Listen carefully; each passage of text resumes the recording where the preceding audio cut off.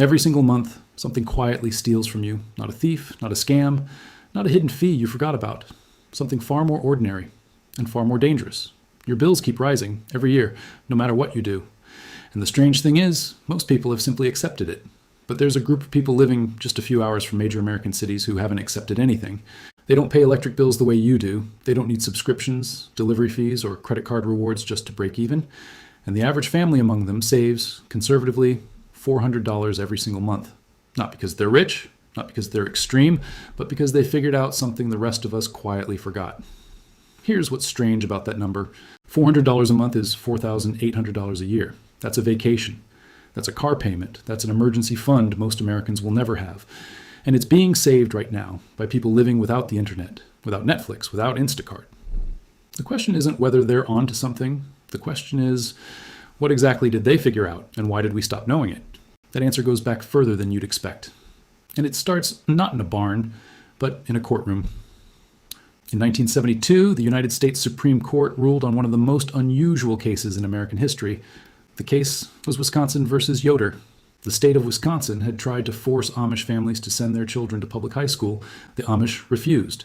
Their argument wasn't about religion alone, it was about survival. They argued that a life built on self-sufficiency, handcraft, and community responsibility could not coexist with a system designed to prepare children for factory work and consumer society. The Supreme Court agreed with them. In a landmark decision, the court ruled that the Amish way of life, their entire economic and social model, deserved legal protection. That wasn't just a religious victory. It was an acknowledgement that an entirely different way of living was not only valid, it was worth protecting. And the reason it needed protecting was simple. It worked. Now let's talk about what it actually is. Because most people imagine the Amish and think candles, horses, bonnets, and giving up everything modern. That's not the full picture. The Amish aren't simply avoiding technology. They're making calculated, deliberate decisions about which costs they're willing to absorb and which ones they refuse. And the distinction between those two categories is where the $400 lives. Here's the first thing they get right that almost nobody else does. They build for permanence, not convenience. Walk into an Amish home and you'll notice something immediately. Nothing is disposable. The furniture is solid wood, built to last 3 generations. The tools are iron and steel, repaired rather than replaced. The clothes are fabric heavy, stitched tight, designed to be mended. And here is the quiet financial bomb hidden in that simple observation. The average American household spends over $19,000 a year replacing things that broke, wore out, or went out of style. $19,000. The Amish spend a fraction of that because the things they own simply don't break the same way. This isn't nostalgia, it's engineering. A cast iron skillet, properly cared for, lasts over 100 years. A modern nonstick pan lasts 3 to 5. Multiply that logic across every item in a household, furniture, flooring, clothing, tools, and the math becomes staggering. But permanence is only part of the story, because the Amish also do something that strikes most modern families as almost radical. They build without debt. In most Amish communities, taking out a mortgage is considered deeply irresponsible, not morally, but practically. Young couples save for years before building a home. When they do build, the community helps. A barn raising, which most people think of as a charming tradition, is actually a sophisticated financial mechanism. 40 families show up with tools, food, and labor. The barn goes up in 2 days. The cost to the family? Almost nothing in cash. The cost to each helper? A few hours of skilled labor traded freely. This is called a reciprocal economy, and it is one of the oldest, most effective financial systems ever designed. No bank, no interest, no 30-year loan, just neighbors who know that one day they'll need the same thing. Now here's where it gets interesting, because you might be thinking, that's beautiful, but I can't raise a barn with my neighbors. I live in an apartment. My neighbors don't even know my name. That's exactly the point. The Amish save $400 a month, not because they have access to something you don't. They save it because they've structured their decisions around a different set of priorities. And several of those decisions are ones any family, anywhere, can begin making. Right now, this week, starting today. Let's break down where that $400 actually comes from. It's not one big thing. It never is. It's a stack of small, deliberate choices that compound quietly over time. The first category, food. The average American family spends over $1,000 a month on food, including restaurant meals, delivery apps, prepackaged meals, and convenience items. The average Amish family, closer to $250. The difference isn't deprivation, it's production. Amish families grow between 30 and 60% of their own food. A kitchen garden doesn't require farmland. Studies by the National Gardening Association found that a well-managed 200 square foot garden produces over $600 in vegetables annually. That's a modest backyard plot, or a shared community space, or a collection of container pots on an apartment balcony. And here's the detail that surprises people. The Amish aren't just growing food, they're preserving it. Canning, fermenting, drying. These aren't just old-fashioned hobbies. They are seasonal price arbitrage. Tomatoes cost 60 cents a pound in August and $3 in February. The Amish buy or grow at 60 cents and eat at the February price point. Over a full year, a family that preserves even 20% of its food can save between $800 and $1,200. That's one item on the list. There are 5 more. The third category is the one most people overlook entirely: entertainment. Not because entertainment doesn't matter, but because the modern entertainment economy is designed specifically to expand what you spend without you feeling it. The average American household now carries between 7 and 9 streaming subscriptions simultaneously. Many households forget they have 2 or 3 of them. The average monthly spend on subscriptions of all types, streaming, apps, cloud storage, gaming, has crossed $150. And that number doesn't include the time cost. The Amish have entertainment, vibrant, rich social entertainment, community gatherings, singing groups, storytelling, shared meals. But crucially, none of it has a monthly fee attached. None of it auto-renews. None of it uses a dark pattern to quietly charge you more after a free trial. The financial lesson here isn't cancel Netflix.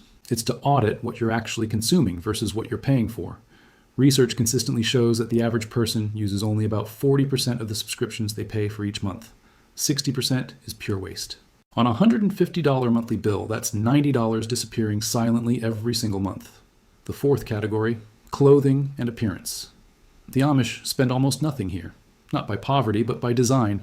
They wear durable garments, maintained carefully, repaired when torn, passed down when outgrown. The average American household spends over $1,800 annually on clothing, much of it fast fashion with a lifespan of less than 2 years. A shift toward quality over quantity, buying fewer, better pieces, typically reduces clothing costs by 40 to 60% without any perceived sacrifice in quality. That's $700 a year returned to the household budget, silently, without anyone noticing a difference. The fifth category is the hidden one, the one that explains why the Amish model works even when individual pieces are adopted separately. Community interdependence. In modern life, we outsource everything. Childcare, home repairs, tax preparation, food delivery, lawn maintenance. Each one makes sense in isolation. Each one costs money that compounds. The Amish outsource almost nothing because their community handles it through reciprocal labor. Need your roof repaired? A skilled neighbor does it. You owe them a day of field work. Need someone to watch your children?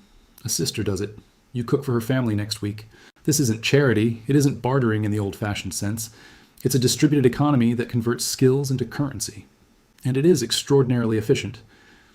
Economists who study communal economic systems estimate that reciprocal labor exchange, if even partially adopted by modern households, can reduce out-of-pocket service expenses by 30 to 40%. On a household that currently spends $500 a month on outsourced services, that's $200 saved, without giving anything up, just by knowing your neighbors well enough to share. Now let's talk about what happened when researchers started measuring this.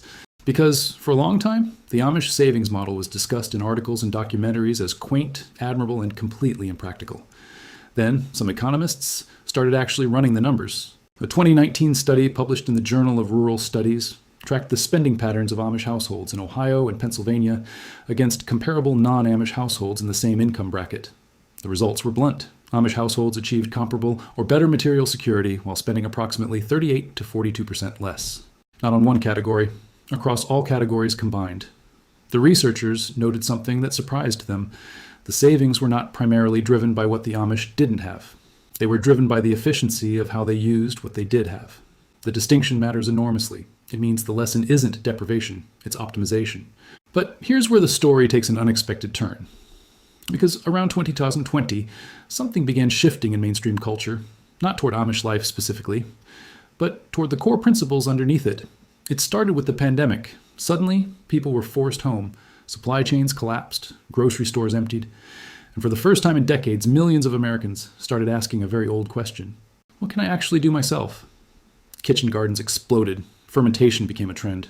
Home repair tutorials went viral. People started sharing tools with neighbors for the first time. A phenomenon researchers called forced self-sufficiency quietly produced something unexpected. A lot of people discovered they liked it, and the financial data backed them up. Households that shifted even 20% of their consumption toward self-production during 2020 and 2021 reported average monthly savings of between $150 and $300 without trying, without a philosophy, just by doing. And once you start doing, you start understanding something the Amish have understood for 300 years. The most expensive thing isn't the product. It's the habit of paying someone else to produce it for you. This is where some skeptics push back. They say, the Amish can do this because they live in tight-knit rural communities with generational land and deep social networks.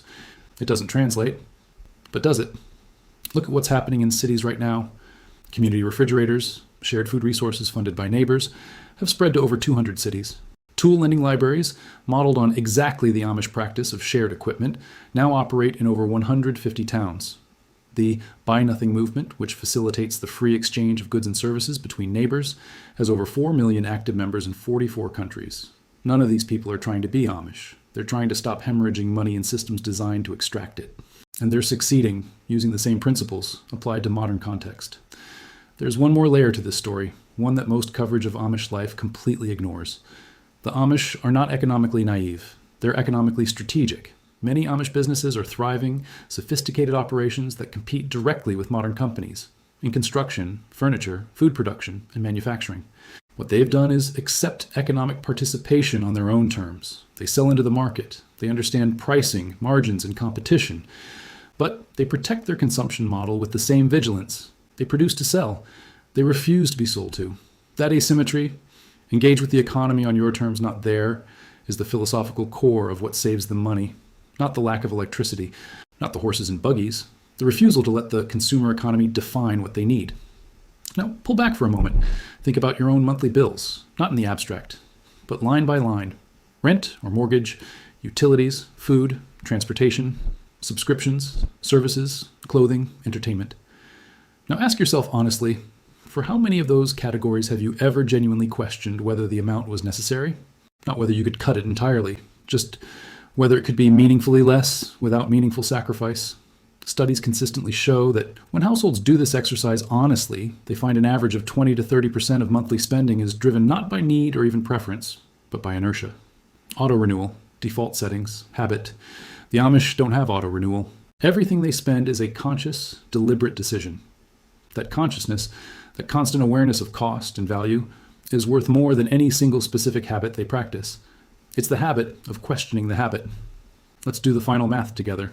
A household that implements even a partial version of the Amish model, not all of it, not even most of it, just the most accessible elements, what does that realistically look like? A small kitchen garden and modest food preservation saves $70 to $100 monthly. Energy awareness and simple behavioral changes, no new appliances, no solar panels, saves $40 to $70 monthly. A subscription audit, keeping only what you actively use, saves $60 to $90 monthly. Shifting from fast fashion to deliberate, durable purchasing, saves $50 to $80 monthly. One or two reciprocal arrangements with neighbors or community members saves $40 to $100 monthly. Add those ranges. Low end, $260 per month. High end, $440 per month. That's where the $400 number comes from. Not from dramatic sacrifice, from small, deliberate compounding decisions, each reasonable, each sustainable. Here's what tends to happen when people actually try this. The first month feels like effort. The second month starts feeling like clarity. By the third month, the question stops being, what can I cut? And becomes, what am I actually paying for? And does it actually improve my life? That's the shift the Amish made generations ago. Not a choice about technology. A choice about who gets to define what a good life costs. And the truly startling part? The average Amish family doesn't feel deprived. Survey after survey, interview after interview. The same answer. Community is rich. Time is abundant. Stress around money is low. Contrast that with the average American household, which, despite spending dramatically more, reports rising financial anxiety, growing debt, and a persistent feeling of falling behind. Two systems. Wildly different outcomes. Not because of income, because of architecture. The architecture of how a household relates to money, need, and value. So here's the question the Amish story ultimately leaves you with. Not, should I give up electricity? Not, should I buy a horse? The question is simply this: who designed your financial life? If the answer is subscription services, convenience culture, and default settings, then the design is working for them. Not for you. The Amish spend 300 years refusing to let someone else answer that question for them. And the result is $400 a month that stays in their pocket. Every month, quietly, permanently, without anyone noticing except the families who have it.